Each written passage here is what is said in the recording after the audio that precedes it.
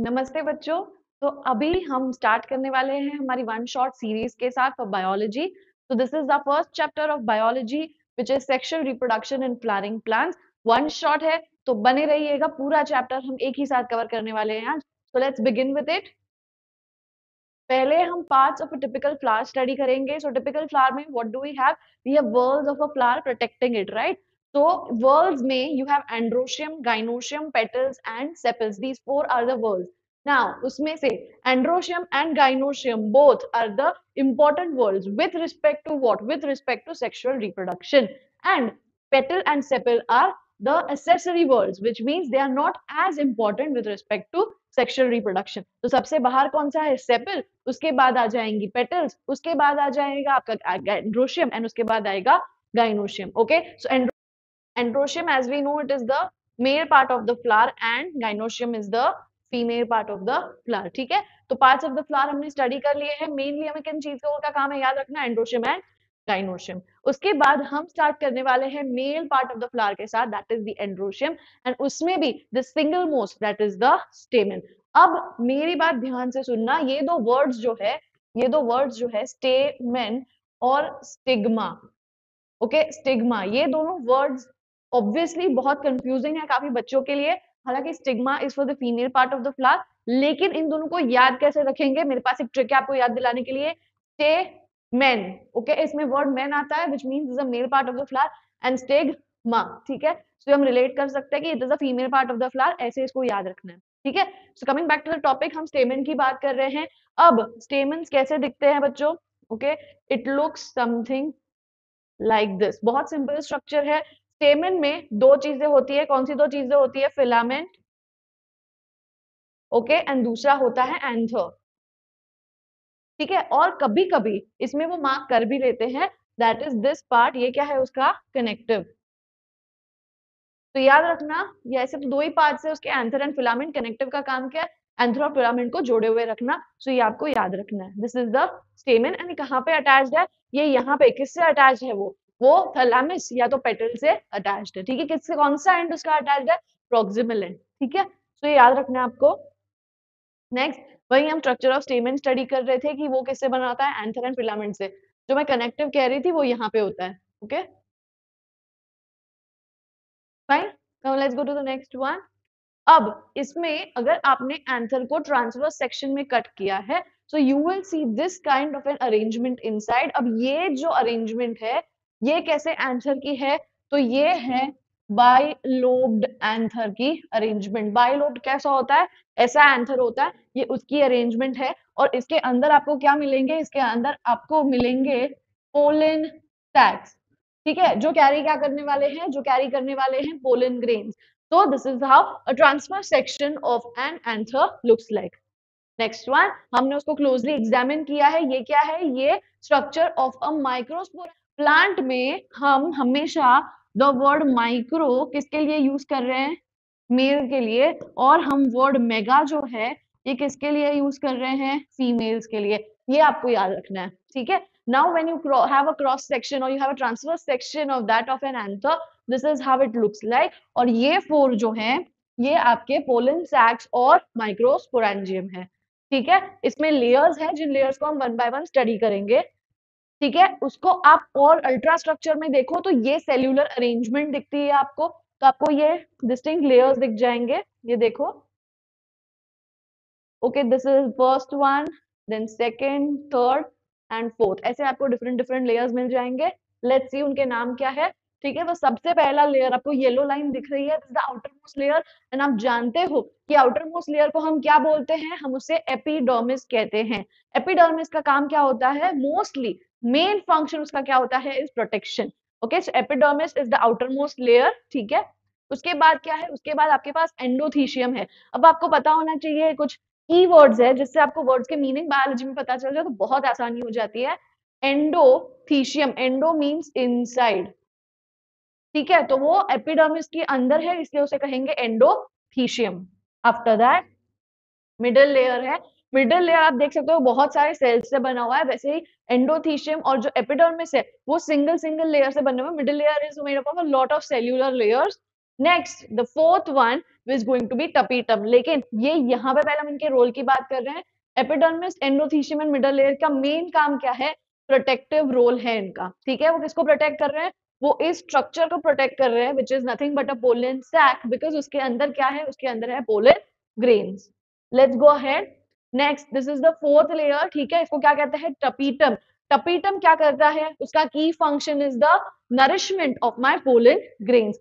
उसके सिवा इसमें क्या होता है? It has a dense cytoplasm and they are all multi nucleated structures. ये मल्टी न्यूक्लिएटेड स्ट्रक्चर्स होते हैं। Let's go ahead and check about this sporogenous tissue. Now this has given rise to a sporogenous tissue which is in turn going to form the pollen grains. Okay, it encloses pollen tissue which has the diploid cells. ये diploid cells क्या करेंगे?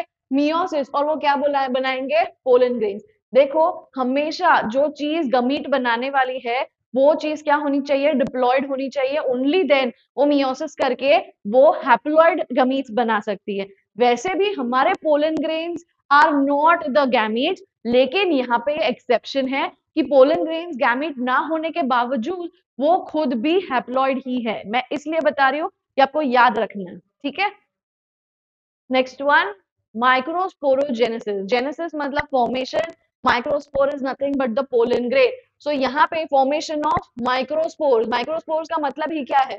Pollens from the sporogenous tissue. क्या होता है sporogenous tissue में? हमने अभी बात की है, डिप्लॉयड से हैप्लॉयड होता है बाय मियोसिस एंड वो हैप्लॉयड होता है मेरा पोलन ग्रेन। नाउ ये माइक्रोस्पोरेंजिया या पोलन सैक जो है इसके अंदर ये Now it is microsporogenesis, that is the formation of pollen grains. तो pollen grains किस में से बनने वाले हैं? वो ये स्पोरोजेनस टिश्यू जो है उसके सेल्स से बनने वाले हैं, जो कुछ ऐसे दिखेंगे आफ्टर द डिविजन। इनको हम किस में फॉर्म करेंगे? That is pollen mother cell. अब इसको पोलन मदर सेल क्यों कहते हैं? Because this is going to give rise to the pollen grain, that is why pollen mother cell. और इसको आप माइक्रोस्पोर मदर सेल भी कह सकते हो। अब इसका जो फुल फॉर्म है दैट इज MC। इसमें बहुत सारे बच्चे कंफ्यूज होते हैं। रीजन क्या है कि ये ऑलरेडी इसको आप माइक्रोस्पोर मदर सेल भी कह सकते हो या फिर megaspore mother cell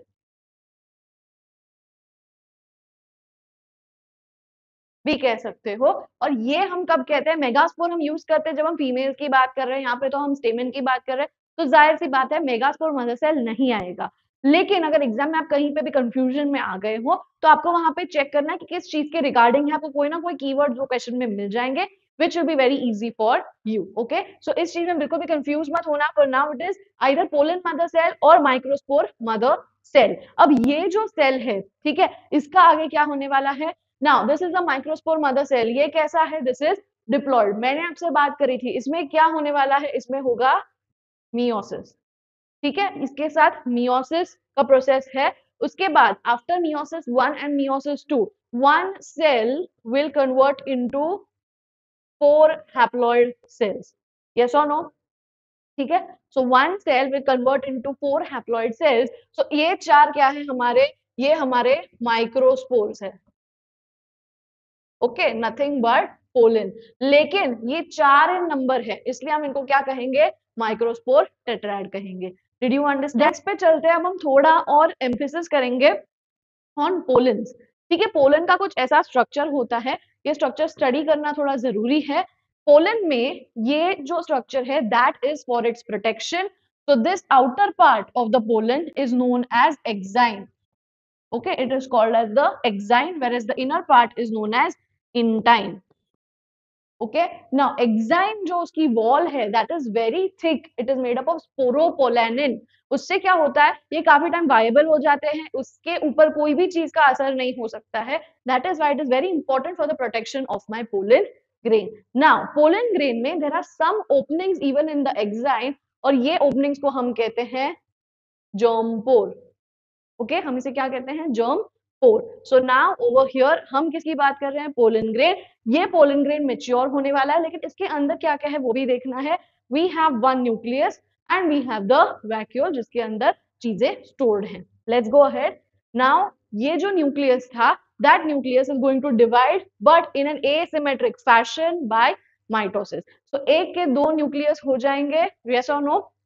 let's see उसके बाद क्या होता है, वो दो न्यूक्लियस हो गए लेकिन वो एसिमेट्रिकली डिवाइड हुए थे, तो ये जो छोटा न्यूक्लियस है it seems to be floating in the cytoplasm of the larger one. So the larger one is known as the vegetative cell, whereas the smaller one is known as the generative cell. It is more like spindle shaped. ठीक है, spindle which means ये ऐसे tapering at the ends वाला और बीच में से bulge होने वाला shape होता है, that is spindle shape, इसमें होता है. अब यूजुअली क्या होता है, ये जो स्टेज है दैट इज 1 एंड 2, ये 2 सेल्ड स्टेज में majority of the pollen grains leave the anther. ठीक है, वो यही स्टेज में निकल जाते हैं. Very less stay till 3 sailed stage. 3 sailed stage कैसे बनेगा, जब ये जो जेनरेटिव सेल है वो आगे डिवाइड होगा और यहाँ पे 2 सेल्स बन जाएंगे, जो क्या होंगे, वो हमारे मेल न्यूक्लियाई होंगे. वो आपको याद रखना है. ठीक है. नाउ वेजिटेटिव सेल, इसके बारे में थोड़ा कुछ जान लेते हैं. ये लार्ज साइज का होता है, ऑब्वियसली अबंडेंट फूड रिजर्व है, that is why the size, and irregularly shaped nucleus होता है इसके पास. वेयर एज जो हमारा जेनरेटिव सेल है ये स्मॉल होता है, it floats in the cytoplasm of the vegetative cell, spindle shape का होता है, इसके पास अपनी सेल वॉल है and dense cytoplasm with nucleus है इसके पास. आगे चलेंगे.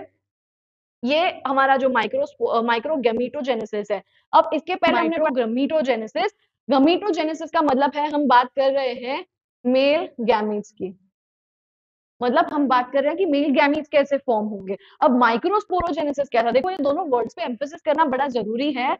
माइक्रोस्पोरोजेनेसिस, ओके, ये दोनों चीजें फॉर्मेशन ही है, फॉर्मेशन की ही बात कर रहे हैं. Formation of, this is our pollens. समझ आया आपको, जो हमारे माइक्रोस्पोर्स है. लेकिन यहाँ पे क्या दिया है, micro गैमीटोजेनेसिस. So this is what, this is the formation of, हमारे लिए हम यहाँ लिख सकते हैं male gametes. yes or no? So ये चीज आप पिन कर लो. ठीक है, ये चीज पिन कर लो, ये दोनों चीजें बहुत ही इंपॉर्टेंट है.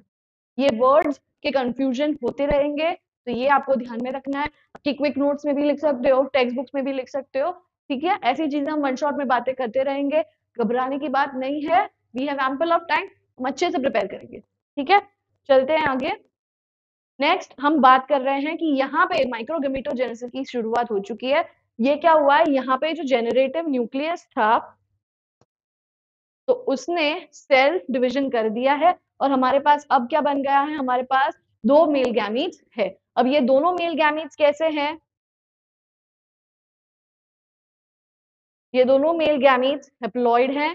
किससे आए हैं ये जेनरेटिव सेल से आए हैं. वो भी कैसा था, हैप्लॉइड. तो यहाँ पे कौन सा प्रोसेस हुआ है, mitosis. Is this very clear, यहाँ पे माइटोसिस का प्रोसेस हुआ है. यूजुअली हम फीमेल गैमीट्स के फॉर्मेशन के साथ कंपेयर जब करने जाते हैं हम ये गलती कर देते हैं, वहां पे डिप्लॉइड से मियोटिकली हमें मिलता है एगैपेरेटिस.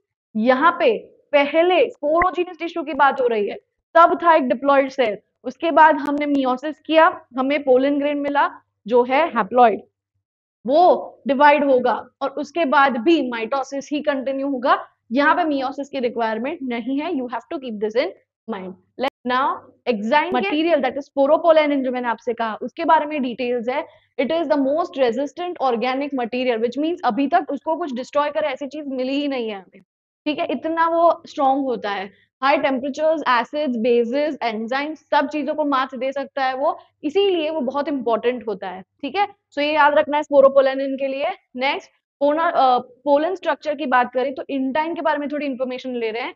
वो थिन लेयर है पर वो कंटिन्यूअस है. क्यों, क्योंकि जम्पोर आपको बाहर के लेयर में दिख रही है, intine is a continuous layer. ठीक है, मैं दिखा देती हूँ आपको अलग से. This is the germ pore, but this is intine, which is a continuous layer. Germ pore only exists on the outer layer. Again, जो आपका intine है, it is made up of cellulose and pectin. ये आपको याद रखना है. Next one. Now, dehiscence. What is dehiscence of the anther? Which means the pollen loses water in this. ठीक है, pollen में से water निकल जाएगा. Next, strips between pollen sacs or the microsporangia degenerates. वो जो middle strip होती है, वो degenerate हो जाती है. Powdery deposit on the anther picked up by different agents. Now, ये agents कैसे हो सकते हैं? Abiotic and biotic. ठीक है, एबायोटिक पे ज्यादा भरोसा नहीं करते हैं, मोस्टली फ्लावर्स में बायोटिक एजेंट्स ही जाते हैं। इन केस अगर कोई एबायोटिक एजेंट है तो उसमें भी सबसे कॉमन कौन सा है, पॉलिनेशन बाय विंड, ये आपको ध्यान रखना है, सबसे कॉमन है pollination by wind. Let's go for the next one. ना डिहाइसेंस ऑफ एंथर में आपको पता चलेगा कि 60% ऑफ एंजियोस्पर्म्स जो है उनके पोलन ग्रेन्स 2 सेल स्टेज में ही निकल जाते हैं। हमारी बात हो चुकी है, सो ये आपको ध्यान में रखना है। Number 60 is important for you to remember. Let's go ahead. Pollen allergy, ना पोलन सिर्फ प्लांट्स के लिए होते हैं, तो उनसे हमें क्या फायदा या नुकसान है उसकी बात चल रही है। काफी पोलन की टैबलेट्स भी बनती हैं जिससे हमें बहुत सारे न्यूट्रिएंट्स मिल सकते हैं।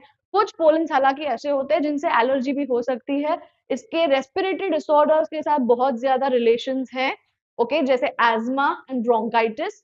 एंड इसमें से एक एग्जांपल है स्पार्थेनियम, जो एक कंटेनमेंट में आया था जिसमें से हमने वीट इंपोर्ट किया था उसके साथ, एंड उसके बाद वो इंडिया में बहुत स्प्रेड हो चुका है। सो ये सारी डिटेल छोटी छोटी है बट आपको याद रखनी है। पार्थेनियम को also we call as carrot grass, remember. Next is pollen viability, which means वो कब तक केपेबल है आपके लिए, प्लांट्स के लिए रिप्रोड्यूस करने के लिए। So here you can see that some pollen grains can remain active for a short time, some can also remain for a long time, depends upon the species. We have certain examples here where I have examples of rice and wheat, pollens of rice and wheat which are capable for being viable till 30 minutes. However, members of the families, ये किसके नाम है, ये families के नाम है। I hope you know, पीछे CA लिखा है, this is names of families, ठीक है। Rosaceae, Leguminosae and Solanaceae, इनकी families few month तक पोलन को viable रख सकती है।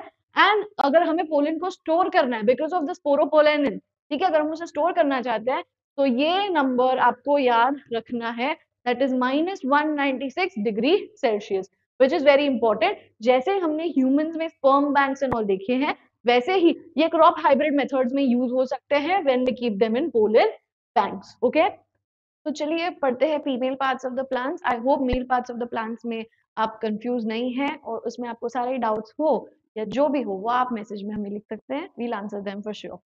तो female parts of the plant में हम सबसे पहले स्टडी करने वाले हैं पिस्टिल और कार्पेल। इसमें 3 पार्ट्स होते हैं, लेकिन उसके पहले let's see how does it look like, okay.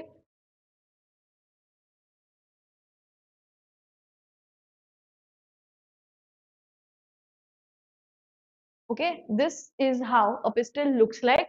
इसमें 3 पार्ट्स होते हैं। The top most is the stigma, middle style and lower most ovary. जो स्टिग्मा है that is what is going to receive the pollen grain, ठीक है। तो pollen grain is received on the stigma and वहां पे उसका breakdown होता है if it is of the same category, ठीक है। So these are how the parts are placed inside a flower, right in the center. Ovary को आप देख सकते हैं, इसके अंदर ओव्यूल्स भी प्रेजेंट है, वो हम आगे देखेंगे, ठीक है ना। एक एग्जांपल है ऑफ अ रास्पबेरी प्लांट। आप रास्पबेरी में देख सकते हो ये हेरी स्ट्रक्चर्स हैं, ठीक है। इसमें ये हेरी स्ट्रक्चर्स में उसमें से हमने एक सिंगल फ्रूटिलेट निकाला है और उसमें आप देख सकते हो these are the remnants of the style and stigma, okay. तो ऐसे आप डेली जो भी फ्रूट्स एंड वेजिटेबल्स है उसमें आप ये सारी चीजें चेक कर सकते हो। नेक्स्ट, अब जब हम एक गाइनोशियम की बात करते हैं, गाइनोशियम में कार्पेल्स में डिफरेंसेस हो सकते हैं। जैसे सिर्फ एक कार्पेल है तो उसे हम क्या कहेंगे, मोनोकार्पस। और मोनोकार्पस गाइनोशियम किसके पास है, हिबिस्कस के पास है। उसका एग्जांपल याद कर लेंगे। जब हम मल्टीकार्पस की बात करते हैं उसके पास बहुत सारी कार्पेल्स होती है, लेकिन मल्टीकार्पल्स में एपोकार्पस, विच मीन्स ये अलग अलग है, दीज आर नॉट जॉइंट, ठीक है। तो एपोकार्पस मल्टीकार्पेलरी गाइनोशियम किसके पास है, multiple carpels, that is in lotus. Syncarpous gynoecium किसके पास है, टमेटो। सो आपको एग्जांपल्स याद रखने हैं, hibiscus, lotus and tomato. Next one पे चलते हैं। So over here when you see a cross section of the ovary, जैसे हमने मेल पार्ट्स में एंथर के बारे में करा था वैसे हम यहाँ पे देख रहे हैं। तो ओवरी के क्रॉस सेक्शन में हमें क्या दिखता है, यहाँ पे यू कैन सी कि ये स्ट्रक्चर लगे हुए हैं और इनके पास ये है, ठीक है ना। व्हाट एग्जैक्टली इज दिस, ध्यान देंगे ये जो स्ट्रक्चर्स है, दिस इज द ओवरी, इसमें ये है हमारा प्लासेंटा, ठीक है। इवन इन ह्यूमंस आप जानते हो प्लासेंटा होता है, ठीक है, that develops with the baby and that is the only organ जो मदर एंड बेबी के टिश्यूज से बना है। सो यहाँ पे भी प्लासेंटा आपको दिख रहा है। इसके साथ कौन अटैच्ड है, इसके साथ अटैच्ड है ओव्यूल्स, ठीक है। सो ये आपको ध्यान देना है, व्हाट इज व्हाट, एंड ये जो चीजें हैं इनको हम कहते हैं लोक्यूल्स इनसाइड द ओवरी। सो ये क्या करते हैं, उसमें ये अरेंजमेंट होती है जिसकी वजह से सेक्सुअल रिप्रोडक्शन पॉसिबल होता है। Next one, here we are talking about is a funicle. Now funicle is over here जिससे वो अटैच्ड होते हैं प्लासेंटा से, ठीक है, ये याद रखना। तो यहाँ पे हम आगे जाएंगे, ये एक स्ट्रक्चर ऑफ एन ओव्यूल है, लेकिन मोस्ट ऑफ द ओव्यूल्स कैसे होते हैं, एनाट्रोपस, ठीक है। What is the meaning of anatropous, वो ऐसे होते हैं upside down. So most of the ovules are anatropous in such a condition. And one more thing, these are known as megasporangium. Mega का मतलब क्या है, female, right, and it is bearing the spores, that is nothing but the ovules. तो ये आपको याद रखना है। Let's continue. नाउ हम जब structure of an anatropous ovule को स्टडी करते हैं, we are going to study one part at a time, तो आपको ध्यान से पता चले, काफी बच्चों को बड़ा कंफ्यूजन होता है इसमें। तो ये जो स्टॉक है उसकी, this stock is known as the hilum, ठीक है। This is the point of attachment of who to whom, funicle to the ovule. So funicle से ovule को अटैच करने के लिए कौन है हमारे पास, हाइलम है। नेक्स्ट पे चलेंगे, इसके पास कवरिंग है, ठीक है, इसका जो न्यूसेलस है, ये सेल्स से भरा हुआ ये जो पार्ट है ये उसका न्यूसेलस है। उसके पास दो कवरिंग्स है बाहर, outer and inner integuments. What are these, these are called integuments. लेकिन ये इंटेग्यूमेंट्स एक पॉइंट पे एब्सेंट है। ये पॉइंट क्या होने वाला है, ये होता है माइक्रोपाइलर एंड, जहां से कौन एंटर हो सकती है, पोलन ट्यूब। अब पोलन ट्यूब काफी साइड से एंटर हो सकती है, जरूरी नहीं है यहीं से हो, लेकिन ये इंटेंशन इसलिए होता है कि वो यहाँ से एंटर हो सके, ठीक है। तो ये आपको याद रखना है। इंटेग्यूमेंट्स, इनका काम क्या है, ये प्रोटेक्टिव लेयर्स है। कोई भी चीज मैंने आपको बताया था कि अगर वो आउटर साइड पे होती है तो इसका काम क्या होता है, whole and sole is for protection. Let's go ahead. Now जैसे हमने इंटेग्यूमेंट्स की बात की, उसके अंदर एक मल्टी सेल्यूलर लेयर है जिसको हम क्या कहेंगे, nucellus. It is just the mass of cells, okay. Next one, next is this opening. जैसे मैंने आपको कहा माइक्रोपाइलर ओपनिंग होता है, तो ये हमारा चलाजिल एंड है, and this in the centre is the embryo sac, ठीक है। इसमें जो सेल स्टेजेस हम स्टडी करेंगे वो यहाँ पे प्रेजेंट होता है। हमारा एग सेल भी इसी के अंदर होगा, फर्टिलाइजेशन भी इसी में होगा, तो ये आपको ध्यान देना है, ठीक है। नेक्स्ट वन, ये हमारे जो ओव्यूल्स हैं उसके स्ट्रक्चर्स काफी डिफरेंट वे में हो सकते हैं, लेकिन सबसे मेजॉरिटी वो ये कंडीशन में होते हैं, ठीक है। Let's continue. Next, anatropous ovule 80% angiosperms में पाए जाते हैं, जैसे मैंने आपको कहा अपसाइड डाउन, ओके। एंड वो क्यों एनाट्रोपस कहे जाते हैं, because they are 180 degrees rotated, alright, ये ध्यान रखना है आपको। नेक्स्ट वन, नाउ जैसे मैंने आपको पोलन ग्रेन्स में भी बताया था, यहाँ पे हमने ये डायग्राम वे में ही प्रेजेंट किया हुआ है आपको। मेगास्पोर मदर सेल ही बोलेंगे, माइक्रो वर्ड यहाँ पे हम यूज करेंगे नहीं। So MMC is what, it is megaspore mother cell. Over here क्या होने वाला है, मेगास्पोरोजेनेसिस, और उससे हमें क्या मिलने वाले हैं, फीमेल गमीटोफाइट। ना मेगास्पोर मदर सेल से फीमेल गमीटोफाइट मिलने के लिए कौन से हम प्रोसेस के थ्रू चलेंगे। So firstly this is a megaspore mother cell right now, okay. तो ये मेगास्पोर मदर सेल में क्या एडवांसमेंट्स होंगे, तो पहले तो इसमें होगा मियोसिस। मियोसिस 1 मियोसिस 2 होने के बाद क्या होने वाला है, आपको 4 सेल स्टेजेस मिलेगा, ठीक है। ये 4 सेल स्टेजेस ऐसा मिलेगा जिसमें से एक ही सेल रह जाएगा जिसको हम कहेंगे फंक्शनल मेगास्पोर।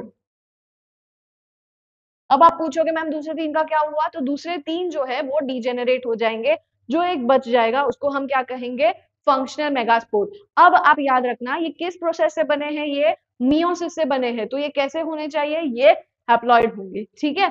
चलते हैं आगे। अब ये जो सेल है, जो फंक्शनल मेगास्पोर जो हैप्लॉइड है, this will undergo consecutive 1 2 and 3 mitotic divisions, ठीक है। अब देखो इसमें कितना आसान था कि पहले एक बार मियोसिस हुआ फिर माइटोसिस हो जाएगा, फिनिश, राइट। अब ऐसा हमने मेल्स में नहीं देखा है, इसलिए ये चीज दोनों में डिफरेंट है, तो आपको ध्यान रखना है, don't be confused, okay. Let's go ahead with this.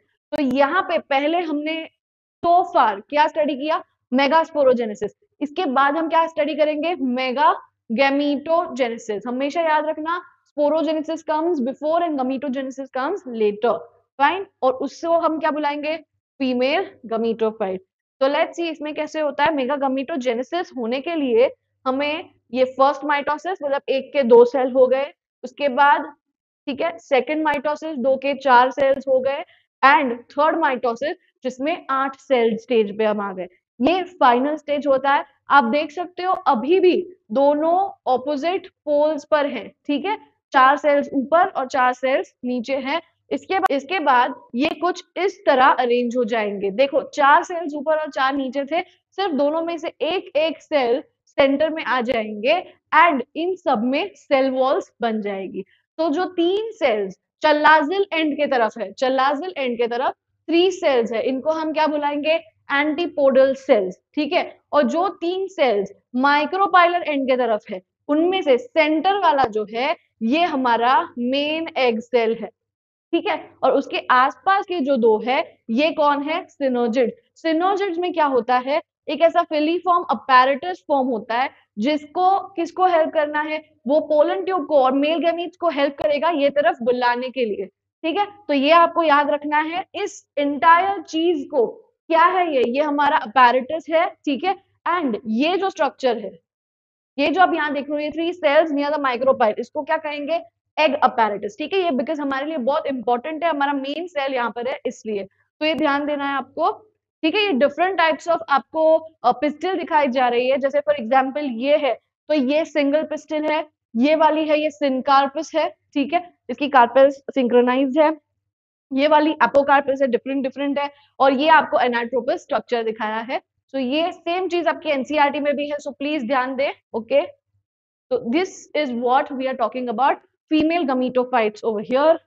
I have to teach you one thing before you go today, that is very important because ये question काफी बारी आता है, that is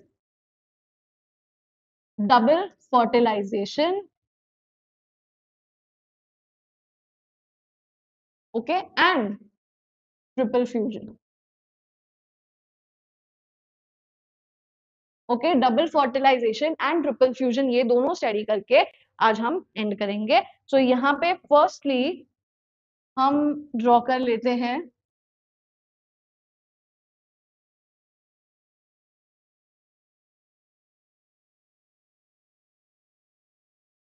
okay, this is a pistol, मैं इसमें parts mark कर रही हूँ।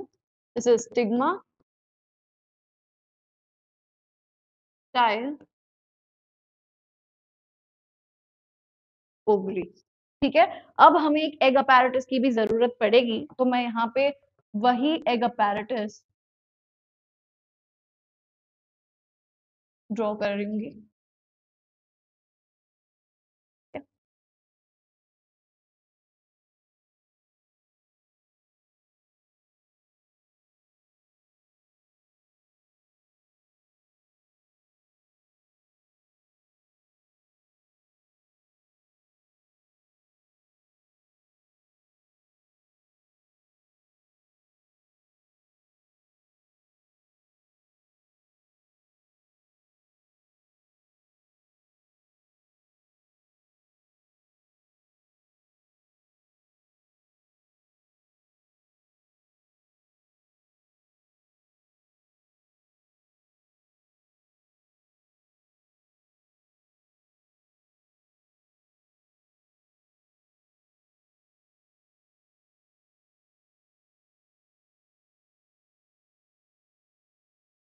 ठीक है, अब हम इसके बारे में बात करेंगे ना। First and foremost thing, what is landing over here, this is nothing but the male gamete, ठीक है। ये जो मेल गैमीट मतलब मेल गैमीट के साथ जो पोलन ग्रेन आएगा, अगर वो यही सेम स्पीशीज से बिलोंग होता है तो यहाँ पे वो जर्मिनेट हो जाएगा, एंड आफ्टर जर्मिनेटिंग एक पोलन ट्यूब ग्रो होगी थ्रू द स्टाइल, ओके। अब यहाँ पे ऑलरेडी मेरे पास एग अपैरेटस प्रेजेंट है, यहाँ पे मेरे पास ऑलरेडी एग अपैरेटस प्रेजेंट है।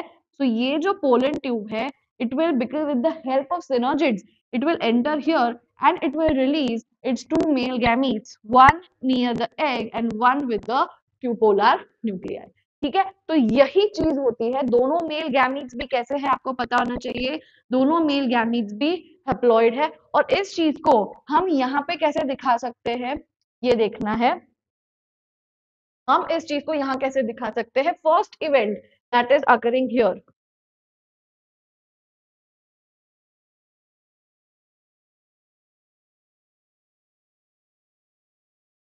first event that is occurring here is one male gamete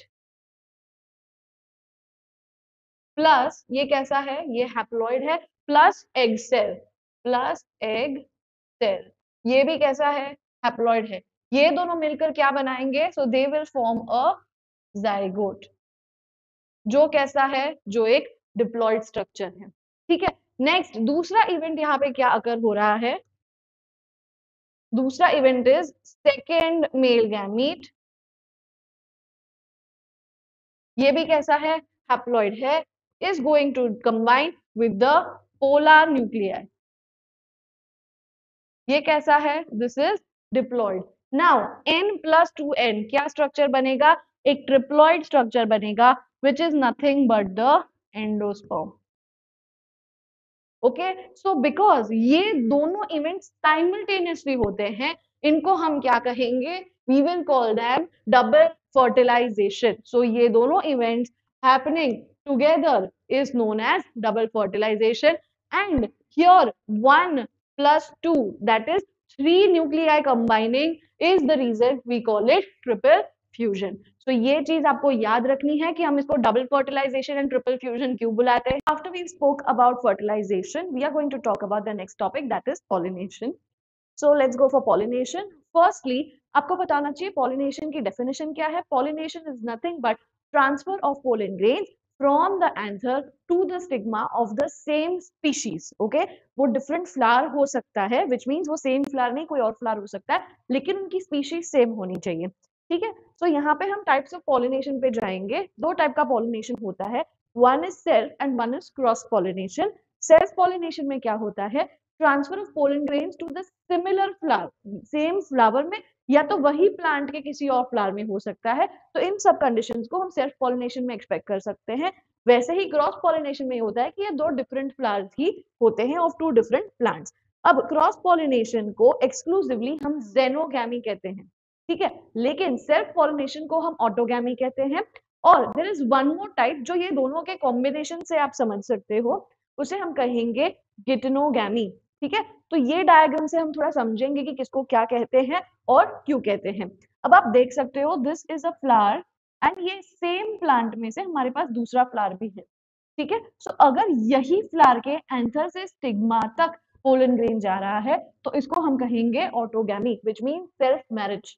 अगर यही प्लांट में यही फ्लावर से दूसरे फ्लावर पे, बट सेम प्लांट, ये आपको ध्यान देना है, सेम प्लांट में, तो उसे हम कहेंगे गिटनोगैमी। ठीक है, जरूरत हो सकती है कि यहाँ से यहाँ तक पोलन को ले जाने के लिए हमें किसी एजेंसी की जरूरत पड़े। एजेंसीज क्या होती है? These are agents who help in pollination, उस पर हम थोड़ी देर में आएंगे। लेकिन उसके बाद थर्ड वन इज, ये तीसरा फ्लावर है लेकिन इसका प्लांट डिफरेंट है, तो जब यहाँ से लेके पोलन ग्रेन यहाँ पर आता है तो इस चीज को हम क्या कहेंगे? जो हमने प्रीवियस स्लाइड में देखा, इसको हम कहेंगे जेनोगैमी। ठीक है, तो हमारे पास कौन सी चीजें रह गई? ऑटोगैमी, हेटेरोगैमी एंड जेनोगैमी, ये थ्री टाइप्स ऑफ पॉलिनेशन है। Next one, we are going to see types of flowers over here। ये फ्लावर्स के फॉर्मेशन से भी हम काफी बारी आंसर कर सकते हैं कि ये तो यही टाइप का पॉलिनेशन फॉलो करेगा या तो ये फ्लावर किसी और टाइप का पर्टिकुलर टाइप का पॉलिनेशन फॉलो नहीं करेगा। तो यहाँ पे कैसे ध्यान देंगे? First is a chasmogamous flower. Chasmogamous flower means it is an open flower, which means वो ओपन होता है तो उसके एंथर और स्टिग्मा दोनों एक्सपोज्ड हैं, जिसके वजह से बाहरी कोई भी एजेंट हेल्प कर सकता है पोलन ग्रेन को पहुंचाने में या तो वहां से लेके जाने में। ठीक है, सो दिस इज केपेबल और this is open for cross pollination. ठीक है, this is open for cross pollination. But when you come for cleistogamous flower, इसमें क्या होता है? दीज आर क्लोज्ड फ्लावर्स, इसके एंथर और स्टिग्मा जो है ये बोथ हिडन है अंदर, so there is obviously no chance कि बाहर की कोई भी एजेंसी आके इसमें हेल्प करे। सो उसी में जो एंथर और स्टिग्मा है उन्हीं में पॉलिनेशन हो जाता है। So cleistogamous flowers favour self pollination. Okay, what do they favour? Self pollination. ये दोनों बड़े इंपॉर्टेंट है बच्चों, आपको ये याद रखने हैं, क्लीस्टोगैमस and chasmogamous flowers. Is this very clear? Next, what we are going to see is the pollination of these flowers and advantages and disadvantages. So firstly, pollination of Cleistogamous में कैसे होता है? एंथर का डिहाइसेंस हो गया, पोलन ग्रेन्स उसी flower की stigma के साथ कांटेक्ट में आएंगे एंड वहां पे क्या हो जाएगा, फॉर्मेशन ऑफ सीड्स, ठीक है, वहां पे फर्टिलाइजेशन हो गया. This is how it happens in cleistogamous flowers. Next, advantages of self pollination. ये जो फेवर करते हैं, इसके एडवांटेजेस क्या है हमारे पास. पेरेंटल कैरेक्टरिस्टिक्स मेंटेन होती है, जिसके वजह से हम कह सकते हैं कि प्योरिटी रहती है, प्योरिटी ऑफ गैमीज. ये आपने शायद इनहेरिटेंस में पढ़ा होगा, ठीक है. It is useful in maintaining pure lines, ये भी वर्ड वहीं से आ रहा है, ठीक है. हाइब्रिडाइजेशन इसमें नॉट पॉसिबल, ठीक है. Then plants do not have to produce large quantities of pollen, ये बहुत ही इंपॉर्टेंट है, बिकॉज मेन कंसर्न क्या होता है, देखो जितने भी पोलन ग्रेन्स फॉर्म हो रहे हैं वो सारे के सारे यूटिलाइज नहीं होने वाले हर एक प्लांट में. That is the reason by natural means only हर एक प्लांट में बहुत ज्यादा पोलन ग्रेन्स प्रोड्यूस होते हैं, सो उसमें waste of energy and waste of content भी होता है. यहाँ पे वो चीज आपको नहीं दिखेगी. Next is flowers do not have to develop characteristics to attract pollinators. Now इसमें characteristics कौन सी है, large showy flowers होते हैं, nectars होते हैं, उनकी smell बहुत attractive होती है. ये external agencies जो biotic agencies है उनको attract करने के लिए बहुत useful होता है, but यहाँ पे it's not required at all. Next is seed produced is assured. Obviously कि यहाँ पे pollination हो ही रहा है, यहाँ पे कोई चांस ही नहीं है कि पोलन ग्रेन्स सारे के सारे वेस्ट हो गए, राइट. तो अश्योरेंस है उस चीज का. एंड अनडिजायरेबल रेसेसिव कैरेक्टर्स को हम एलिमिनेट कर सकते हैं.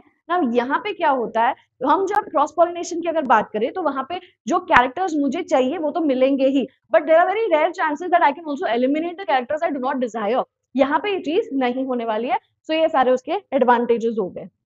Next we are going to talk about disadvantages. ना हर चीज की डीमेरिट्स भी होते हैं, right. So no introduction of new characters which means variety आपको यहाँ पे नहीं मिलेगी. नेक्स्ट, डिक्रीज इम्यूनिटी टू डिजीजेस. आपने ये ह्यूमंस में सुना होगा इनब्रीडिंग डिप्रेशन, ये जो चीज होती है वो यहाँ पे पॉसिबल हो सकती है, ठीक है. It's kind of selfing, that's why. Now decrease adaptability to change environment. तो इसका मतलब क्या है, जो एवोल्यूशन है, एवोल्यूशन में फेवर किस चीज का होता है, मेनली वैरायटी का होता है. तो यहाँ पे ये चेंजेस आपको देखने डेफिनेटली मिल सकते हैं. There will be decrease in variability. So that's the same thing. You will not see a lot of changes. You will not see a lot of variety over here. These are all the disadvantages of what, of self pollination. Next, अब cross pollination की बात कर रहे हैं, उसे again हम क्या कहेंगे, जेनोगैमी कहेंगे. Agents of cross pollination. Cross pollination में कौन हेल्प करता है हमें, तो इसमें हमारे पास दो टाइप के एजेंट्स हो जाते हैं. वन इज बायोटिक, ठीक है, and second is abiotic. So abiotic agent में wind is the most common way and second is water, ठीक है. these are non living things, लेकिन इनके वजह से भी काफी बार pollination possible है.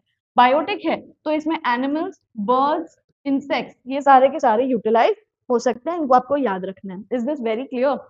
Let's go ahead.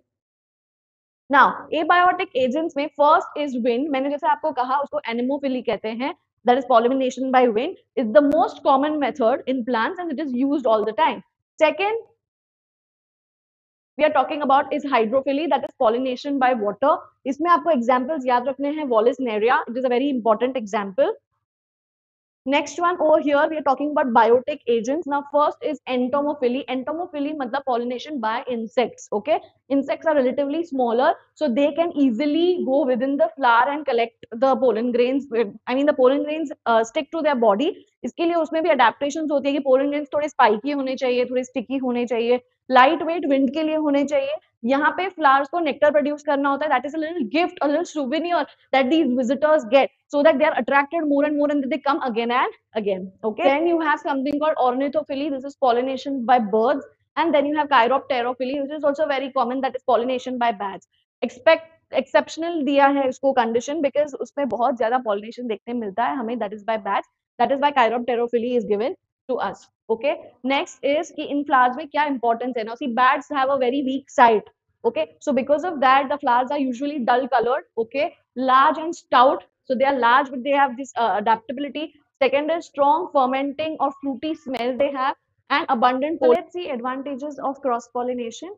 Firstly, it introduces genetic recombination. That means आपको जो भी चीजें वहां पे डिसएडवांटेजेस लग रही थी सेल्फ पॉलिनेशन में, all that becomes advantages to our cross pollination. That means genetic variety increases because you are taking two different genetic combinations.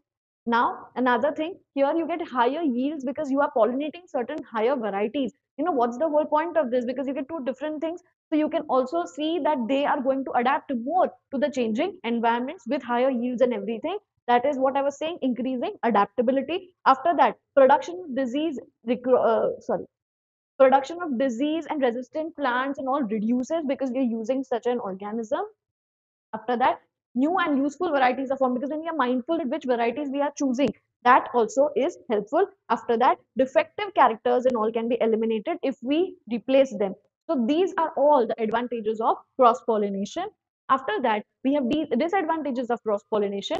Factor of chance. Now over here, when you let it happen naturally, there are always chances that the varieties that are being used are not really the superior varieties, and because of that there can be issues. After that, highly wasteful production of large number of pollens. Now, when you are, talking about cross pollination, you are also depending on the agencies, and because of which you are expecting that the agencies are going to do that, but they do not know what they are doing, biotic or abiotic, right? So there are high chances that the pollen grains that are made are going to be wasted. So naturally, the plant makes a large number of pollen grains. Bad characters might be introduced, which were not expected earlier, but they might be introduced, and good might be lost. So these are all two sides of a coin. This can also be. After the fertilization changes that we have seen, we are now going to see the development of embryo and endosperm. So first up here we have is endosperm development. I hope you know endosperm is a triploid structure. It is formed by the union of one male gamete with the central polar nuclei. Okay. So now how does it develop? Earlier, when there is just formation of the endosperm, it is known as PEN. What is the full form of PEN? Primary endospermic nucleus. Okay, so PEN is primary endospermic nucleus, that is 3N, and when that starts developing, what you get is the endosperm at the end. So over here you can see this is the endosperm surrounding the embryo. Now what is the job of the endosperm? Usually endosperm provides energy or nutrition to the developing seed. Sometimes it is kept back, that is it's not completely used, and sometimes it is completely used. वो हमेशा वो plant के ऊपर depend करेगा कि वो कितना use और कितना यूटिलाइज नहीं हो रहा है. Okay, now the types of seed based on the development. Okay, so यहाँ पे एंडोस्पर्म का डेवलपमेंट डिफरेंट टाइप्स में आप देख सकते हो. देखो फर्स्ट इज ये PEN का सेल है. यहाँ पे सेल दो पार्ट में डिवाइड हुआ है, लेकिन यहाँ पे माइटोटिक डिविजन हुए, एक के दो हुए, तो आपको पता होना चाहिए कि माइटोटिक है, लेकिन यहाँ पे कोई साइटोकाइनेसिस नहीं है, विच मीन ये जो लाइन बीच में आनी चाहिए, सेल जो दो पार्ट में डिवाइड होना चाहिए वो नहीं होता है. सो ये कैसा टाइप ऑफ हो गया? न्यूक्लियर टाइप ऑफ डेवलपमेंट हो गया. आफ्टर दैट इसके बाद कौन सा होने वाला है? We have cellular type. Now पहला था न्यूक्लियर टाइप जिसमें कोई डिविजन नहीं थे, देयर वाज नो साइटोकाइनेसिस. यहाँ पे कैरियोकाइनेसिस के बाद साइटोकाइनेसिस भी देखने मिलता है. So you can see these kinds of lines over here. जो proper definition of a cell है वो आपको यहाँ पे दिखेगी. सो इसलिए हम इसको क्या कहेंगे? Cellular type. The third type is the helobial type. ये मोज़ैक पैटर्न में बनते हैं, जिसका मतलब क्या है आप यहाँ पे देख सकते हो. फर्स्ट लार्ज माइक्रोपाइलर सेल से होगा, फिर स्मॉल चलाजल सेल से होगा, ऐसे करके डिवीजन हो के आप ऐसे ही पैटर्न्स देख सकते हो, विच मीन्स दोनों का कॉम्बिनेशन है, cellular as well as nuclear. Okay, so that is known as helobial. Next one is the types of seeds based on endosperm utilization. जो मैंने आपको स्टार्टिंग में बताया कि एंडोस्पर्म कंप्लीटली यूटिलाइज होता है या नहीं होता है. तो यहाँ पे endospermic seeds, these seeds are keeping the endosperm intact in them after utilization of some at the end of germination also.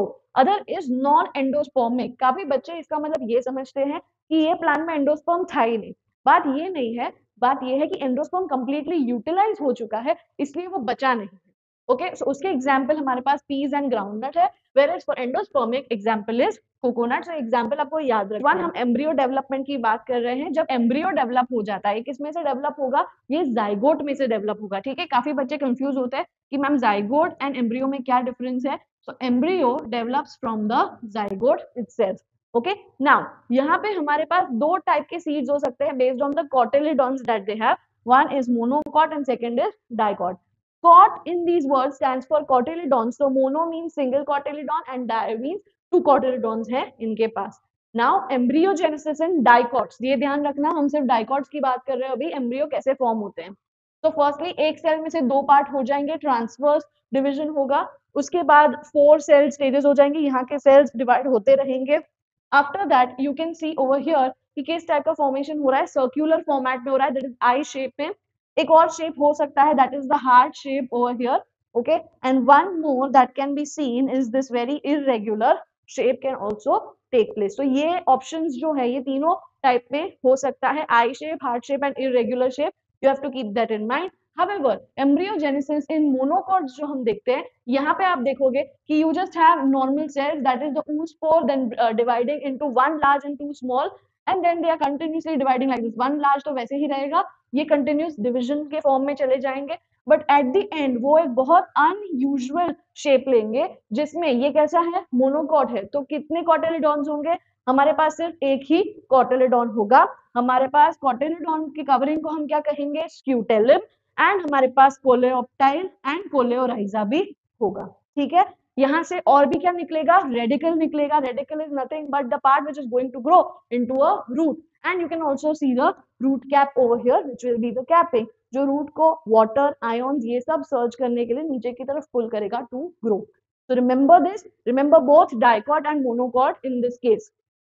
After that, monocot and dicot में क्या फर्क है, तो ऑब्वियसली मोनोकॉट में सिंगल कॉटिलिडॉन है, डाइकॉट में दो cotyledon है। Protective sheath of coleorhiza is present, protective sheath is known as coleorhiza which is present on the radicle, whereas coleorhiza sheath here is absent in dicot.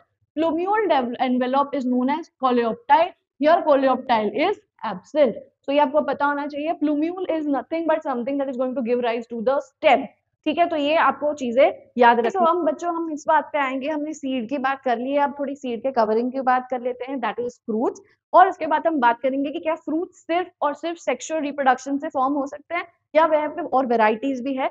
ये part में usually बच्चों को बहुत confusion होता है, तो इसको ध्यान से देखना है। Okay, first is types of fruits. हमारे पास 3 टाइप्स ऑफ फ्रूट्स हो सकते हैं। One is true root. इसमें क्या आपको ध्यान देना है, देखो ट्रू रूट यूजुअली किस में से डेवलप होता है, मैच्योर ओवरी से, विच मीन्स जो ये स्ट्रक्चर हम ड्रॉ कर रहे थे यहाँ पे से जो भी ट्रू फ्रूट ग्रो होता है इसको हम ये नाम दे देंगे। ठीक है, सेकेंड इसका एग्जाम्पल इज मैंगो, वैसे याद रखना है आपको। Second is false fruit. ना फॉल्स क्यों कहते हैं इसको, बिकॉज ये ओवरी में से ग्रो नहीं होता है, it develops from parts of a flower other than the ovary. इसमें एग्जाम्पल एप्पल है, लेकिन क्यों है, बिकॉज ये कहाँ से डेवलप हो रहा है, देखो ये थैलेमस में से डेवलप हो रहा है, और उसके बाजू में जो part, so this is technically the seed, these are the receptacle, तो इसी वजह से इसको हम फॉल्स फ्रूट कहते हैं। नेक्स्ट पार्थिनोकार्पिक फ्रूट, ये तो विदाउट फर्टिलाइजेशन ही डेवलप होते हैं।